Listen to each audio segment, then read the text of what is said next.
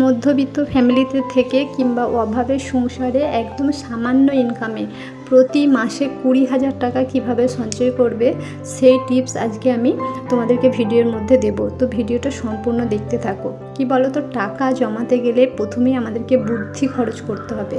টাকা তো ইনকাম আমরা সবাই করি, কিন্তু প্রত্যেক মাসে 20,000 টাকা সঞ্চয় কী করে করবে বা রোজগার কী করে করবে, যাতে সামান্য ইনকাম। অনেকে হয়তো বলবে তোমার 10,000 টাকা ইনকাম, তাহলে তুমি কী করে 20,000 টাকা সঞ্চয় করবে? হ্যাঁ, সঞ্চয় করতে পারবে। স্বামীর ইনকাম সামান্য হলেও কিন্তু প্রত্যেক মাসে 20,000 টাকা সঞ্চয় করা যায়, গৃহিণীরা করতে পারবে। তো গৃহিণীরা কিভাবে করবে, এরকম একটা সুন্দর কাজের সন্ধান তোমাদেরকে আজকে আমরা দেব, যে কোন কাজটা করলে একটা গৃহিণী সেখান থেকে প্রতি মাসে 20,000 টাকা রোজগার করে ফেলবে।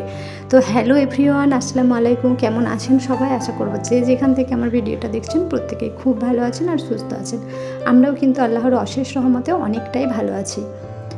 তো দেখো, গৃহিণীরা কিন্তু সমস্ত কিছু পারে। একটা গৃহিণী যদি চায় যে সংসারে সে উন্নতি করবে, সে কিন্তু পারবে। আর একটা গৃহিণী যদি চায় সংসারটাকে ডোবাবে, সে কিন্তু সেটা খুব সহজেই করে দিতে পারবে। তাই কিন্তু আমাদের মেয়েদের হাতে অনেক কিছু আছে। আর এখনকার দিনে 2026-এ এখন প্রচুর কিছু বেরিয়ে গেছে কাজকর্ম করার জন্য, ইনকাম করার জন্য, রোজগার করার জন্য। মেয়েরা এখন বাড়িতে বসে প্রচুর টাকা ইনকাম করছে।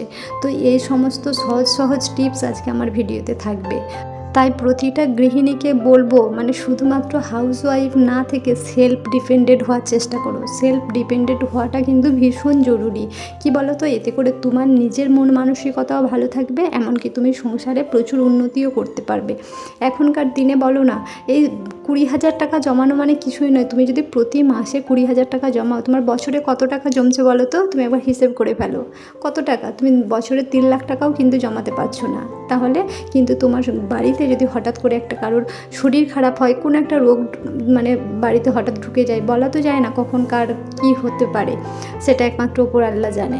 তো এরকম যদি কোনো কিছু হয়ে যায়, তখন দেখবে মানে তোমার মাসে 5 লাখ টাকা চলে গেল।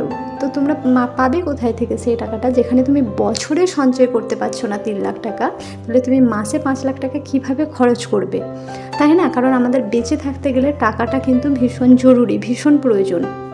তুমি যদি মাসে 20,000 টাকা করে সঞ্চয় করো, তবে কিন্তু তোমার 2,40,000 টাকা মতো সঞ্চয় হচ্ছে। শুধুমাত্র কি সংসারের রোগ ডেরিয়ে আসতে পারে, আর কিছু হতে পারে না? ধরো বাড়িতে মেয়ে আছে, তার বিয়ে দিতে গেলে তোমাকে প্রতি বছর কিন্তু সোনা গড়িয়ে রাখতে হবে, না হলে কিন্তু তুমি টাইমলি বিয়েও দিতে পারবে না। এখন যা সোনার দাম বেড়েছে, তুমি বলো বছরে সোনা গড়াতে পারবে? একটা তো মিনিমাম সোনা গড়াতে হবে তোমাকে। তুমি বছরে কত গ্রাম সোনা গড়াতে পারবে বলো? যদি তুমি 2,40,000 টাকা সঞ্চয় করো, তো এই টাকাটাও অনেকে সঞ্চয় করতে পারো না। মানে আমি যে মাসে 20,000 টাকা সঞ্চয় করতে বলছি, এই সঞ্চয়টাও কিন্তু সবাই করতে পারো না। তো তাদের জন্যই কিন্তু ভিডিও। তো চলো তাহলে এবার প্রথম টিপসটা আগে তোমাদের সাথে শেয়ার করি। দেখো, তোমাদের হাজব্যান্ডের যদি ইনকাম খুব সামান্য হয়, তোমাদেরকে কিন্তু একটা লিস্ট করে নিতে হবে। ধরো সাপোজ আমি বলছি 20,000 টাকায় মাসে ইনকাম করে, তো সেখান থেকে তো 20,000 টাকা জমাতে পারবে না। তো 20,000 থেকে তোমাকে কিন্তু লিস্ট করতে হবে, যেই টাকাটা তোমার ইনকাম তার আমি ধরলাম 50% তুমি সংসারে খরচ করে দাও, আর 50%টা কিন্তু তোমাকে রেখে দিতে হবে। 50% তুমি কিভাবে রাখবে? 50%-এর তোমাকে রেখে দিতে হবে। ধরো 30% কিন্তু তুমি সেভিংসের জন্য রেখে দিলে, তাহলে তোমার কত থাকলো? 10,000 টাকা সংসার চালালে। আর বাকি যে হাফ রইলো, তা থেকে তুমি 7,000 টাকা মতো কিন্তু রেখে দিচ্ছ, সঞ্চয়ের খাতায় রেখে দিচ্ছ। তাহলে তোমার পড়ে থাকছে কত? 3,000 টাকা। এই যে 3,000 টাকা থাকছে, সেই 3,000 টাকাতে তোমার ধরো টুকিটাকি ঘরেতে অসুখ বিসুখ বা হঠাৎ প্রয়োজনীয় কোনো জিনিস, বা ধরো বাচ্চাদের হাত খরচ, তাদের স্কুলে নিতে যা বা স্কুলে যে সমস্ত টুকিটাকি খরচ থাকে, সেইটার জন্য কিন্তু তুমি 3,000 টাকা রাখলে। তাহলে তোমার কত? 20,000 টাকা কিন্তু কাভার হয়ে গেল। এখান থেকে তোমার কত জমলো? মাত্র 7,000 টাকা। তাহলে 20,000 টাকা কী করে জমাবে ওটা বলছি একটু পরে। তার আগে বলে দিই, দেখো আমরা কিন্তু সব করতে ভীষণ ভালোবাসি, সব করতে গেলে কিন্তু চলবে না। অনেকেই থাকে না যে আমার পাশের বাড়িতে দেখছি ও বিশাল কিছু একটা করেছে, যে জিনিসটা ওর থেকে আমার টাকা বেশি বা আমি ওর থেকে ভালো পজিশানে ছিলাম, কিন্তু আজকে আমি কোনো উন্নতি করতে পারলাম না, ও একটা বাড়ি বানিয়ে নিল বা ও একটা গাড়ি কিনে নিল। তো সেটাতে আমরা কি বলো তো, ওইটা দেখে অনেক মানুষ থাকে জেলাস ফিল করি। সেই জায়গা থেকে সব করতে চাই আমরা। সব করার জন্য কি করি? ডাউন পেমেন্টে আমিও একটা গাড়ি কিনে নিলাম, যেখানে আমার কোনো কোনো ক্ষমতাই নেই গাড়িটার ভরণ পোষণ করার মতো, কিন্তু ওই যে সব করতে হবে আমাকে, সেই জন্য কিন্তু আমি গাড়িটা কিনে নিলাম। আর প্রতি মাসে আমাকে ডাউন পেমেন্ট দিতে হচ্ছে, তাহলে সেখানে আমার কতটা টাকা ফালতু অপচয় হচ্ছে বলো। এই সমস্ত অপচয়গুলো কিন্তু তোমাদেরকে বন্ধ করতে হবে, তবেই তোমরা সঞ্চয় করতে পারবে। এরপরে এলাম যে গৃহিণীরা কিভাবে করবে। আমি তো সবসময় বলি এখন বিভিন্ন ধরনের কাজ বেরিয়ে গেছে, প্রত্যেকটা কাজে নিজেকে ফোকাস করো। তুমি যেই কাজে দক্ষ সেই কাজে ফোকাস করো। তুমি টিউশন পড়াও, সেলাই করো, বা বলেছিলাম না কয়েন প্ল্যান্ট, মানি প্ল্যান্ট, এই সমস্ত গাছ লাগাও, লাগিয়ে এগুলোকে তুমি অনলাইনে সেল করো। প্রত্যেক মাসে তুমি এই সমস্ত কাজ থেকে কিন্তু 20,000 টাকা সঞ্চয় করতে পারবে। এই সব যদি কিছু নাও করো, তোমার যদি সামান্য জায়গা থাকে বা না থেকে যদি ছাদ থাকে, সে ছাদে বাগান বানাও, বাগান বানিয়ে সে বাগানে তুমি সবজি চাষ করো। মাটিতে জায়গা থাকলে তো সেখানেও তুমি সবজি চাষ করো, করে এই সবজি, এখন সবজির যেই দাম হয়েছে, তুমি এই সবজি বিক্রি করে কিন্তু তোমার প্রত্যেক মাসের অর্ধেক সংসার চলে যাবে। এক তো তোমাকে সবজিপালা কিনতে হচ্ছে না, তার সাথে কি বলো তো, যেটা বিক্রি করলে ওই টাকাটাতেই কিন্তু তোমার মাছ, মাংস, ডিম এই সমস্ত খরচ খরচাগুলো হয়ে যাবে। তাহলেই কিন্তু আমি তোমাকে যে 10,000 টাকা সংসারের জন্য রাখতে বলেছিলাম, ওখানে 10,000 টাকা লাগবে না, ওখানে আরও 5,000 টাকা তোমার কমে যাবে, তাহলে 5,000 টাকা লাগছে। তাহলে ওখান থেকে দেখো তুমি আরও 5,000 টাকা সঞ্চয় করলে। শুধুমাত্র একটু বুদ্ধি খাটাও, আর সবাইকে কিন্তু পরিশ্রম করতে হবে। এখনকার দিন কোনো দিন কারোর হাজব্যান্ডের একার ইনকামে কোনো দিন সংসার চলে না, সংসার চলবে না, এখানে ওই রকমই চলবে। তুমি বিলাসবহুলতা করতে পারবে না, একটু ভালোভাবে থাকতে পারবে না, কারণ আমরা সবাই তো ভালোভাবে বাঁচতে চাই।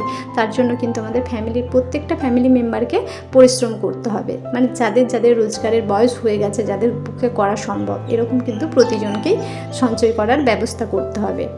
এখন যেমন দ্রব্যমূল্য বেড়েছে, যেমন হচ্ছে সেরকম কিন্তু ইনকামও এখন বেড়েছে। আগে যেমন জিনিসপত্রের দাম কম ছিল, ইনকাম কিন্তু খুব কম ছিল।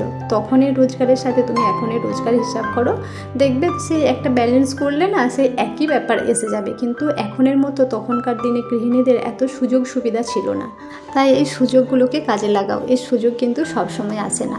তো চলো তোমাদের সাথে একটু গল্প করি। আজকে আমি বানাবো রসমালাই। রসমালাই বানাতে গেলে আমরা জানি দুধ, ছানা, এই সমস্ত জিনিসগুলো লাগে। ছানা নয়, মানে দুধটাকে ফুটিয়ে একদম তোমাকে একটা ক্ষীরের মতো বানাতে হয়। তো এতে করে কি বলো তো, তোমার অনেকটা পরিমাণে দুধ লাগে। তুমি যদি অল্প পরিমাণে দুধ দিয়ে করতে চাও, সেখানে কিন্তু তুমি অল্প সামান্য একটু দুধ দিয়ে তাতে ছোটো চামচের 1 চামচ মতো, তোমরা তো ভিডিওতে দেখলেই যে আমি কতটুকু চামচ, ওই 1 চামচ থেকে 1.5 চামচ মতো একটু সুজি দিয়ে একদম ক্ষীরের মতো বানিয়ে নাও। আর যেমন তুমি মিষ্টি খাবে তেমন সামান্য পরিমাণে চিনি আর একটু ফ্লেভারের জন্য এলাচ দিয়ে সুন্দর করে কিন্তু তোমাকে ওইটা করে নিতে হবে। ওটা আমি অনেক আগেই করে রেখে দিয়েছিলাম। তো ওটাকে সুন্দরভাবে যেরকম দুধের ক্ষীর বানানো হয় ঠিক সেই রকম কিন্তু থিকনেসটা আসলে ওটা নামিয়ে রেখে দেবে। তারপরে দেখো স্লাইস পাউরুটির সাইডগুলো যে কালো অংশগুলো থাকে ওগুলো কেটে বাদ দিয়ে দেবে। ওগুলো থাকলে তো দেখতে ভালো লাগে না, বাজে একটা দেখতে লাগে, সেই জন্য ওগুলো কিন্তু কেটে সুন্দরভাবে বেলে নিতে হবে। দেখো আমি ঠিক যেরকমভাবে বেলেছি, একদমই পাতলা পাতলা করে সুন্দর করে বেলে নেবে। তারপর দেখো এখানে আমি কাপের মধ্যে সামান্য একটু দুধ নিয়ে তাতে ওই 1 চামচ মতো কাস্টার্ড পাউডার দিয়ে দিয়েছি। কাস্টার্ড পাউডারটা দিলে কি বলো তো, এটা একটু ঘন হয়ে যায়, কারণ এতে তো অনেকটা পরিমাণ দুধ লাগে। যেহেতু আমি অল্প পরিমাণ দুধ দিয়ে করছি, তার জন্য কাস্টার্ড পাউডারটা দিলে দুধটা দেখবে ক্ষীরের মতো কিন্তু বেশ অনেকটা ঘন হয়ে যায়। এটা আছে ভ্যানিলা ফ্লেভারে, তোমরা যে ফ্লেভার খেতে পছন্দ করো সেটাই কিন্তু নেবে। তো এটা একদম অল্প খরচে সুন্দর কিন্তু একদম রসমালাই হয়, যেমন দোকানে খাও স্বাদ কিন্তু ঠিক সেরকম। একবার বানিয়ে দেখতে পারো, খেতে কিন্তু অসম্ভব সুন্দর।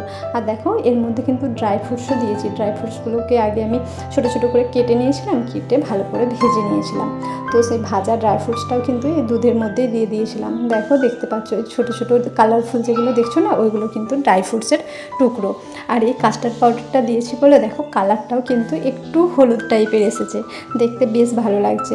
তো তোমরা যদি আরও বেশি দিতে চাও দিতে পারো, তো আমি অল্প করে দিয়েছি যেহেতু দুধটা অনেকটা কম ছিল। বেশি দুধ থাকলে তুমি যদি আরেকটু পরিমাণ দাও না, দেখবে কালারটা পুরো একদম হলুদ আসবে, দোকানে যেরকম কালার হয় পুরো সেম সেরকম কালার হবে। আমি কাস্টার্ড পাউডারটা যেহেতু একটু কম দিয়েছি, তাই আমার কালারটা অতটা ভালো আসেনি।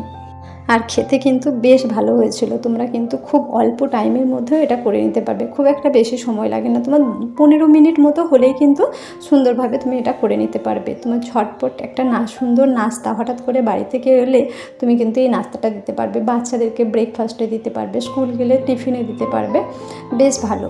আর এখানে আমি বেটুকে আগে খাইয়ে নিচ্ছিলাম, কারণ ও যখন থেকে বানাচ্ছি তখন থেকে বলছে কখন হবে কখন হবে। ওকে রোজার সময় একবার বানিয়ে খাইয়েছিলাম তো, তখন ওর বেশ ভালো লেগেছিলো। আজ তাহলে আসি, ততক্ষণ সবাই ভালো থাকবে, সুস্থ থাকবে, দেখা হচ্ছে একটি নতুন ব্লগে।